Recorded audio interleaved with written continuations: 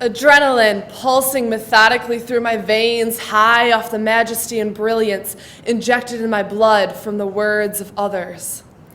I craved the rhythm, the scenery, a sense of belonging, a gravitational pull of curiosity that kept me hooked on every word while sitting at a small table served soft pita and spicy hummus with a tall glass of insecurity and angst.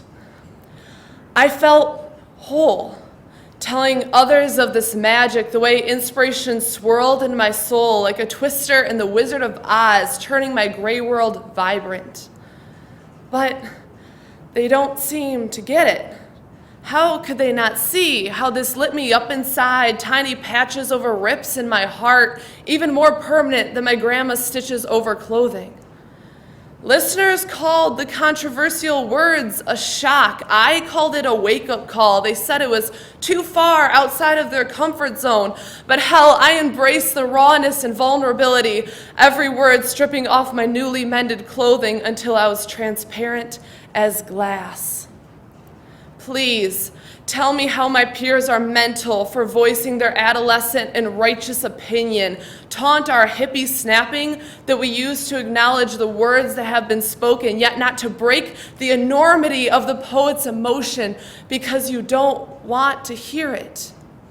You don't want to hear what your soul cannot handle, and you don't understand that the only thing more blissful than ignorance is the bliss of knowing what those who ignored are missing. You don't understand. We are the voices of hairbrush singers, of dashboard drummers, of paper toss all-stars, and backyard quarterbacks, putting each of our unfathomable aspirations into stories we call poems. We are something that we can't exactly mark yet, but with each word helps unite the lost together, borrow each other's confidence when we are unsure of our own. Slam poetry is lyrics for those of us who suck at writing songs, and speeches for those of us who aren't politicians, undivided attention for those of us who are normally too busy to stop and be listened to. But don't be critical, because those in glass houses should not throw lead insults because we each have a shattered story to tell. Some of us more brave to put the emotion into syllables.